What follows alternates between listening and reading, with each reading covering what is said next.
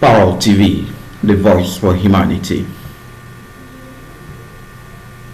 Hi, welcome to Parrot TV Literary Corner. My name is Dustin Pickering, and we have today Maria Nazos, whose poetry and essays and translations are published in a variety of places such as the New Yorker, American Life and Poetry, Cherry Tree, Birmingham Review, North American Review, Denver Quarterly, Copper Nickel, Florida Review, Rosebud Tri-Quarterly, Mid-American Review, and elsewhere.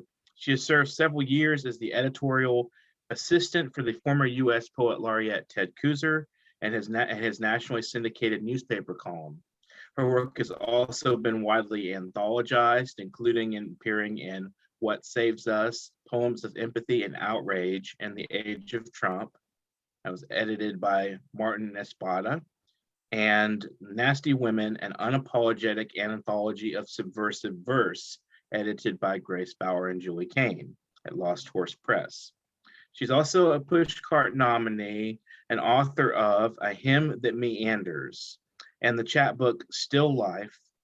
Maria has received scholarships and fellowships from the Sewanee Writers Conference, Kimmel Harding Nelson Foundation, the University of Nebraska, where she took her PhD in creative writing, and the Vermont Studio Center. She lives with two crazy cats and a patient husband in Lincoln, Nebraska. You can find her website at www.marianazos.com. Thanks for joining us today. How are you today? I'm great. How are you? I'm doing pretty good. I'm looking forward to seeing what we can find from your mind and kind of pick your brain a little bit and see what's in there, you know? Mm-hmm. Absolutely. So I'm all for it. that's wonderful. Is there anything that you'd like to say about yourself that you haven't, that's not in your bio, that want to tell us a little bit about, I don't know, your background or what you're up to these days, what you're working on? Actually, you know what? Let me change that. Yes. So I am currently working on what will be my second collection of poems. It's not yet published, and the temporary title is Migration. I've been working hard on that. And I'm also lucky enough as a day job, when I'm not a poet, to work for Nebraska Children and Families Foundation. And that's a huge nonprofit that leverages both private and public funds to help youth, kids, everybody from like essentially prenatal through more mature ages. So I feel really lucky to do that. And that is what I'm up to. Excellent. That's wonderful. I like your energy, by the way. You're full of pep. That's great. It's good. I guess it's a good time of the day to be on a Saturday, to be energetic and ready to answer a lot of questions about your life work and ambitions and so forth. So I kind of have a general question to start us off with the interview phase. Mhm. What do you think the relationship between social justice and poetry is, and have you ever had any stories of someone approaching you and saying your poetry really had some sort of life impact, if somebody read your poem and said, wow, this really made my perspective change on something, or look at my own life differently? Yes, that is a great question. And yes, I have. And I would argue that any poem or any utterance and any statement that you make, as long as you feel strongly about it, I would call that a political Mhm. statement. So for me, the poems that people tend to resonate with most deeply, honestly, and I do write poems about domestic violence, about the female condition, about emotional abuse, certainly about transphobia, homophobia. And I do believe that those poems have their place and they're important, not just mine, but many, many, many, many, many people's throughout the canon. But now that said, I would say more interestingly, if I could speak for my readers, and I feel like I can, the poems that resonate the most with them are often the ones about human drama. They're often the ones that take place in bars, that involve people arguing with people. In one poem of mine, Cape Cod Pantoum, two guys go out in a canoe, and one of them, well, they both sink the canoe, and one of them ends up drowning, and the one who survives blames the accident on a dolphin. Um, Hmm. as much as I would love to say that story is made up, it's not. But Hmm. those tend to be the poems about cancer survivors, about people arguing in bars, about one night stands. Those tend to be the ones that I would argue in their own way are political in whatever statement they make, as long as it's from passion, that people tend to resonate towards. People like, I found, the human narrative of drama. That's interesting. That's a good insight, I think, in maybe, weaving into those narratives, like, insights about human nature and life and how it's composed and so forth. And I like that you say that anything passionate utterance. I feel that poetry, even though maybe it's not so widely read as much as it has been in the past, there's still a power to it, that it's putting work, it's putting out energies out there and feelers and so forth. So speaking of some of your other poems, one that struck me that I really liked was "Waitress in a Small Town Seaside Tavern." I liked some of the flow of that and some of the images you used. And I wondered what was the story behind that, and the way, because it implies a lot and it leaves a lot open. So I think that's one of the things that drove me to it. Yeah, absolutely. And what I find so funny is that you've both proven and disproven me, because I just said, like, oh, people like the stuff that takes place in bars, it's like more personal. But on the other hand, what you say is absolutely right. There is a social justice element in that poem that, like, I didn't even realize until this moment. So duh, of course. So where I'm like, of course, it's abuse, and it also takes place in a bar. And so I would say, when you ask what the story is behind that, so there's this interesting thing that I've noticed poets do, and I understand why, but I don't necessarily do it. And it's this. A lot of poets will say, I don't want my poems to be read autobiographically. This didn't happen in real life. And whereas I think it's important for us as readers to not make that assumption, I'm also a big believer that there is responsibility and reality behind what we say, behind what I say. So I try not to be opaque about it. I try to be totally transparent. So what it is I'm trying to say is that that particular poem, like so much else, has really happened. And I remember literally sitting there, because the whole thing about the Pantoum form is that it's a repetitive language of obsession. So I found that obsessiveness and dialogue, or the exchange between two people and the way we kind of go back and forth, really, really lends itself to that form. And so when I was sitting there with that person, and I was watching this woman, 10 bar, and I remember saying, there's absolutely no way that she could have just been hit in the face with a surfboard. But yet I also understand that human tendency to want to obsess, but also to not want to acknowledge the ugliness of the truth. And in so doing, I'm a big believer that until we speak the truth and say this actually happened, then how are we're not conveying these situations in the way that they should be, which is with honesty and transparency. And so that is the actual story, and it remains wide open. But I still have my own discomfort about it. I have my own discomfort because just as much as I wanted to believe, as much as the other person, that, oh, it was a surfboard, it was an accident, deep down there's that uncomfortable gut level tug. And I even feel that right now as I describe the situation. And I'm going, oh my gosh, like, I don't want to talk about it, but we have to talk about it. This is like what poetry does. This is what our lives should do, if nothing else. Right. Maybe I'm way to a fault, but. And and I think maybe that's because it's an uncomfortable topic that may bring out its power of the poem itself into the forefront, because when I'm reading it, I feel that same tug of, you kind of want to write it off and say, well, there's nothing really serious going on here. She just got hit in the head with a surfboard or something. But really, at heart, maybe there's something a little, something going on that needs to be addressed. And so, that's I think that was the powerful poem for that reason, and it had the tensions and the, inner tensions that you discussed. And, another poem that I read of yours that I found very fascinating as another woman's issue kind of thing was Down to Earth. And that seems to be mostly a reflection on aging. And I just wondered What kind of brought you to the bringing the subject to light? What thoughts do you have on that? Yeah, I think a lot of my poems are written from a place of discomfort or anger Mhm. or irritability. And one of the things, it's so funny because I think I wrote that poem, I had to have written that maybe in 2014.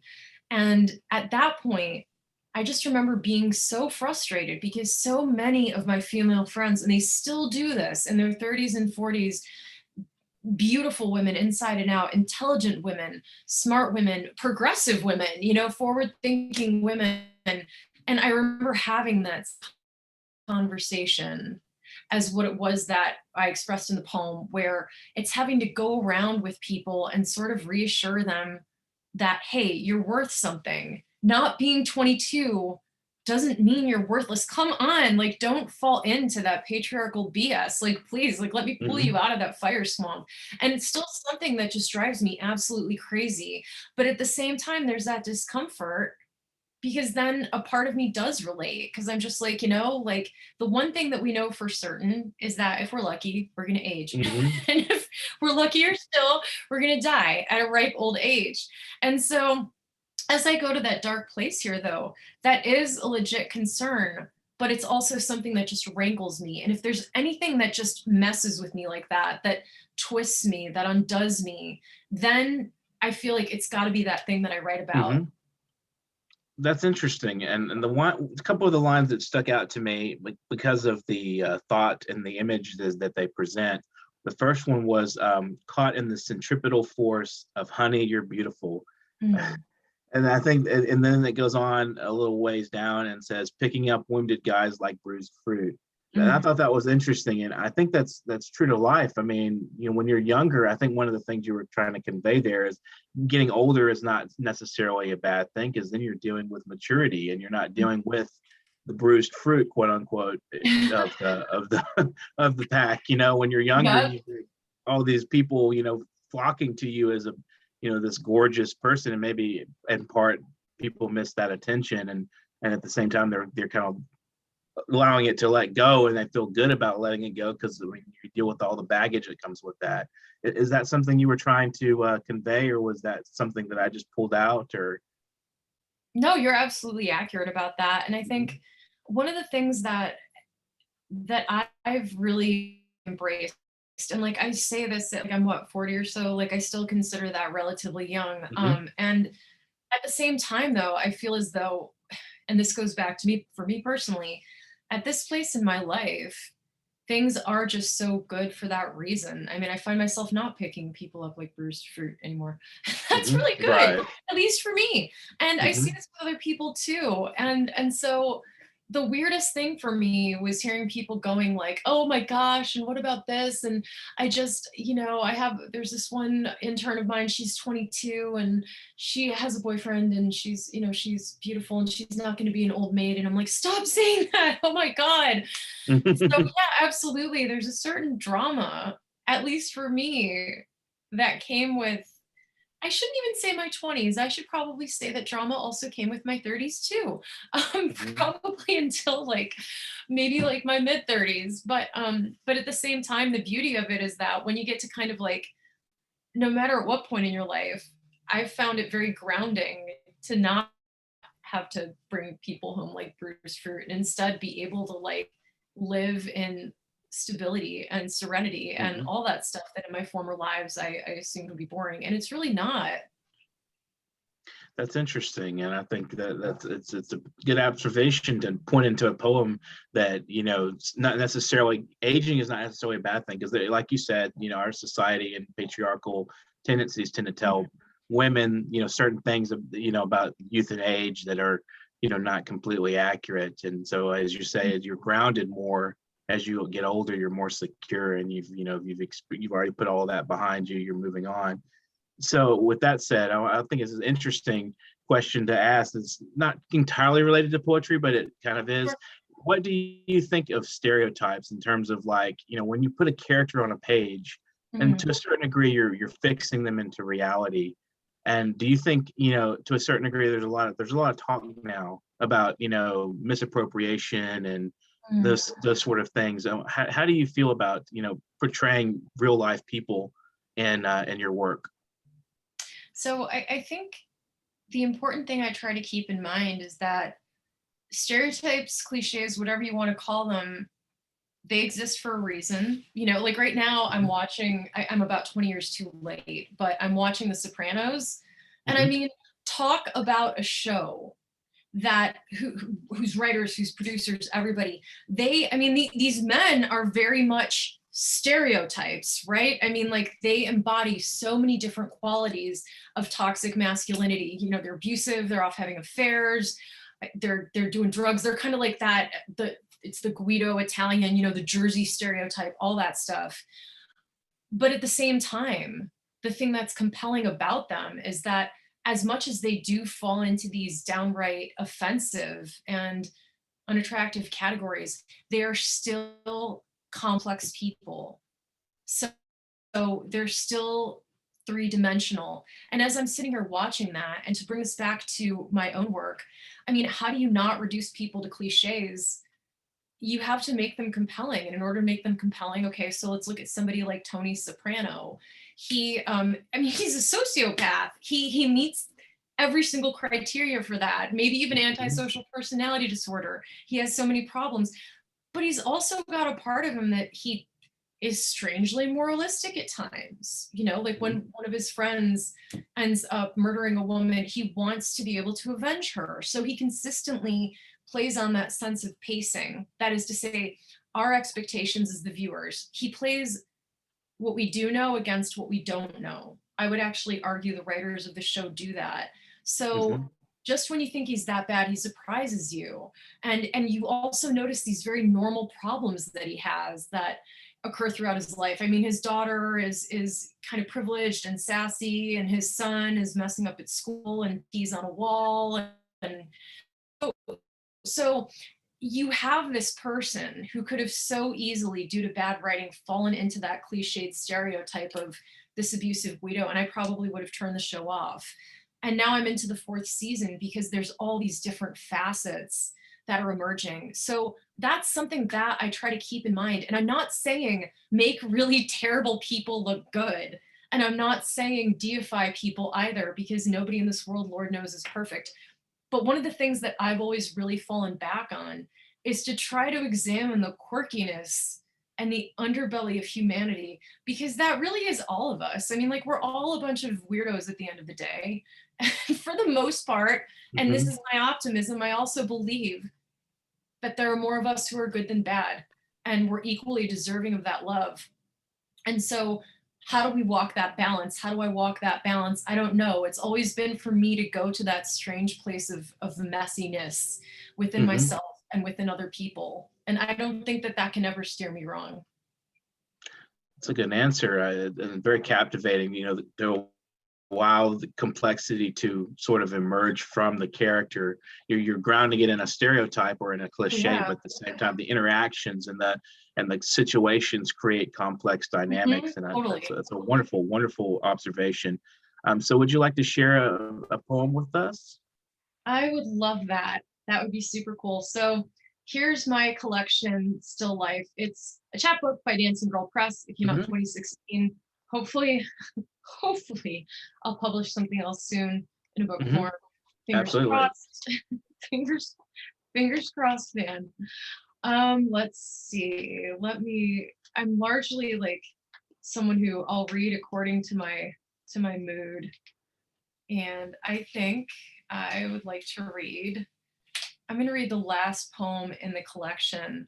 And I think my reason for that, Dustin, is because I kind of feel like it goes back to our conversation about, like, what do we write about and why, and how do we do it well, and what do people resonate with? And my whole thing about my assumption about, which was kind of proven wrong, regarding, hey, people like the poems about bars, but they also like the political stuff too. And I guess they also like both of those aspects braided in. So this poem is titled Ars Poetica. Is it not enough to write about the empty bottles any more than the space between them? Not enough to write about the gritty underside of the barroom table, how easily I slid like the mind slides in the early morning, in and out of strangers' beds. But when did poetry dictate that it's not enough to write about the man I love nestling beside me in bed, sticky as rock candy after his work?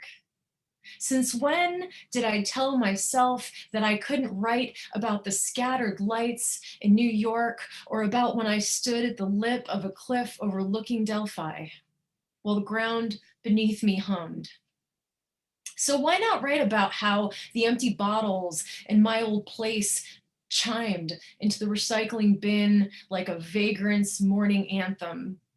Why not write for the lover who hid in my bushes because he took my words, go away, so lightly they brushed his mouth like a kiss? And why leave other lovers out?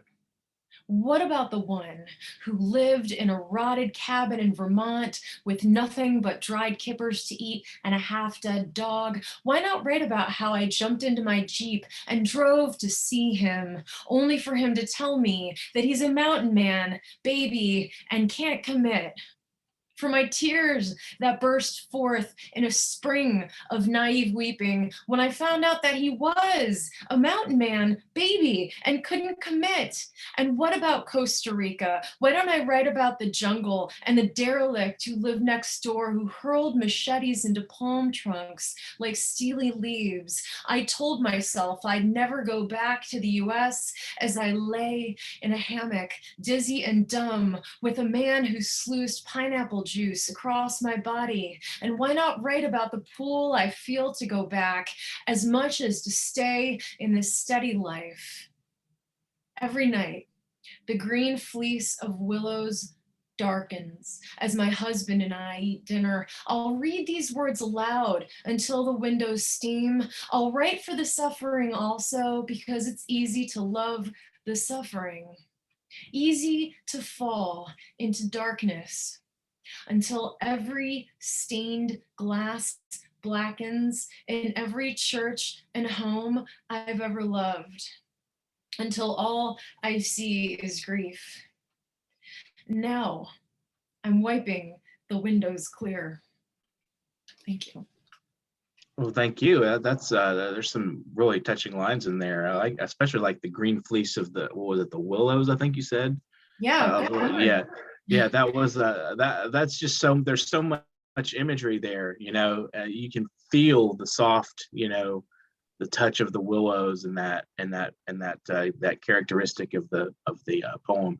And I think there's a little bit of irony because in a way you say, you know, why can't I write about this? And then you write about this, you know. There's an interesting twist there about, you know, why can't I write about the man I love? And then you do that, exactly that. So there's a little bit of a tug and pull there as well, you know. That's a very good poem. I enjoyed it. Thank you. Thank you. So, yeah, I think it's one of those things where, like, just what we were talking about, what are we going to write about? Like, we're not going to find anything new under the sun. You know, like, come on, like, drunkenness, abuse, social justice, oppression, freedom, our hungers, our thirsts, our obsessions. But at the same time, like, we can find different ways to figure it out and write about it. Right. Definitely. You can be inventive. That's the point. You know, you just kind of like, you know, create your own world out of the mess of this one. Yeah, I love that. Yes, can I steal that? I love that. It's yours. You can have it. Thank you. Well, that's very kind of you. I appreciate Yeah, you're quite welcome. It's wonderful, you know, talking to you because, you know, you have so much to convey. I think it's interesting with things you're saying about literature and the world and so forth. And, you know, I mentioned, and one of the questions I want to ask is another theme I see in many of the poems that I've read that are featured on your website. You talk a lot, you have a lot of references to alcoholism or to alcohol, or, you know, you mentioned the bars and stuff. I mean, is that from experience or is that something that, you know, you have this obsession with, as we say? No, just kidding. Not an obsession with alcohol necessarily, but maybe like the theme of no, I'm teasing. No, I'm teasing. It's so funny because people are like, do you like spend your life in bars? And whenever they're like, you write about that a lot, I'm like, no, but yes. So yeah, a lot of different reasons. I love your question. So basically, I'm a big believer. First and foremost, if we want to go personal, and I'm happy to, I did grow up in a household with a parent who was an alcoholic. And I think as much as I can't, again, going back to the stereotypes, I can't like deify it. I'm not going to glorify it. I'm not going to say like it's all wonderful, but I'm also a huge believer that we can take those experiences and as they either seep into our subconscious or we channel them, they do become fodder for what it is that we do. And so now that said, the other thing is that, and it's ironic because sadly, I don't think I've been to a bar. Yeah, probably a few times since the pandemic, obviously trying to be careful. But that said, one of my favorite things in the whole world is I really believe that when people are like hanging out and drinking, there is this one point, and it's probably anywhere from around 11 p.m. to like 1 a.m. when stuff gets weird and real. And suddenly people start releasing like their innermost confessions and their demons. And like I said before, their hungers and thirsts and obsessions.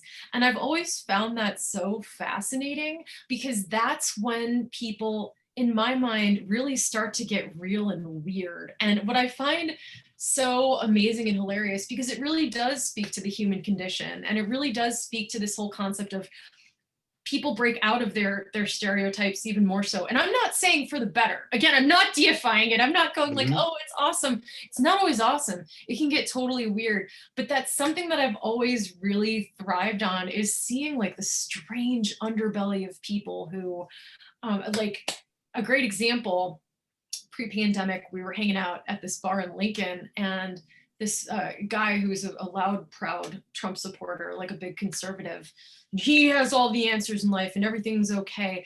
And then around 11 p.m., 12 p.m. later on, the confessions come forth that he and his wife divorced, they had an open relationship, they weren't sure what to do, so on and so forth. And I'm just going, yeah, like this is when you can actually see people's paradoxes at work and their vulnerabilities and the strangeness, including my own. And I just remember going, from the time that I sat down with them, I went, this dude's got a weird story to share. Like he's hiding something behind that shorn haircut and that like very conservative, like pro-life front. I'm like, those are the people with the secrets. I mean, we all have them, but this is going to be super weird. And so I love capturing that in my poems. I love it in life. The human condition is crazy. As I said, we're all crazy. We're all just so strange. And I enjoy that discomfort. And I also realize not all of my friends do, but I really do. I really, really do. It must be the poet in you. I think the poets love to celebrate the weirdness and oddities of life. And that's definitely a characteristic that we follow. And I mean, I'm the same way. I like to observe and see the weird parts of people that other people are maybe not as comfortable with. I try to bring it out of people sometimes. Oh my God. Oh my God. It's like we're gonna get along just fine. Oh, that's wonderful. Yeah. So we have a remaining about 5 minutes until we close the show. So if you want to share a poem, a short poem, and then maybe some final words after that. Sure, of course. No, that's so great that you think that way too. Because for me, whenever people are like, this is getting weird, I'm getting out of here. I'm like, I'm staying. Like, come on. I'll buy the next round. I'm hanging out. You are not leaving. Right. Okay. Yeah. Oh no, that's when stuff gets good.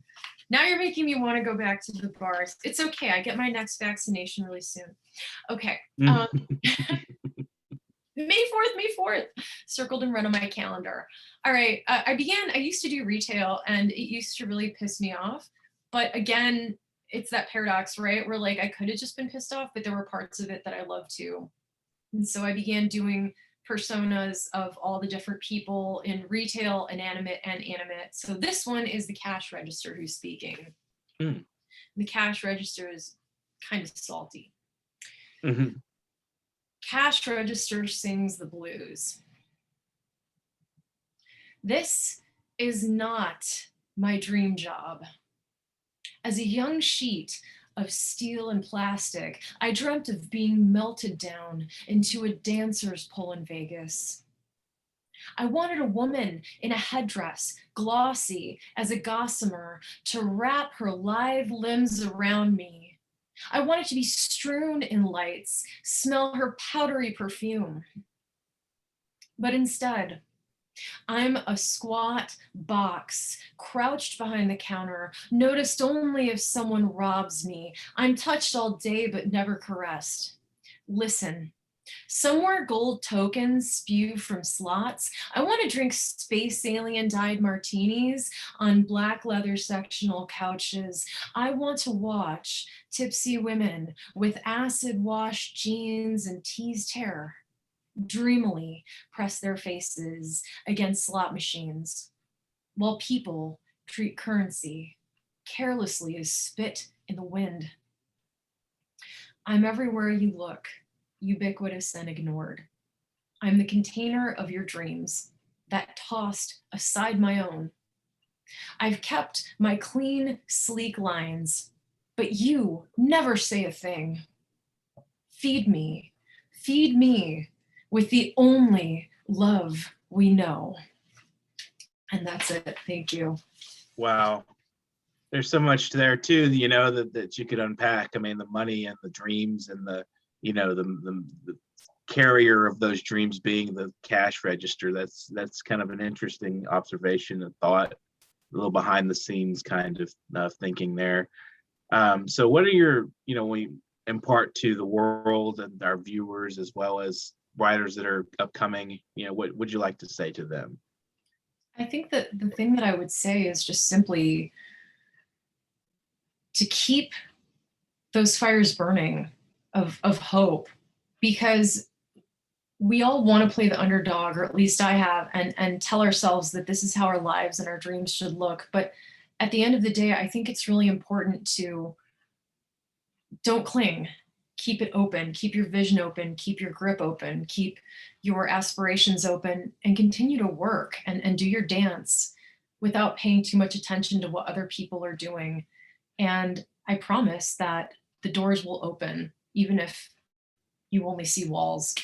And I'm stealing Joseph Campbell. But... So we still have a little bit of time. So my last little question will be, do you have any reading recommendations? What are you reading right now? Yes. Oh my gosh. I wish, had I been in my study, I have like a stack. Okay. Sadiq Dagosi.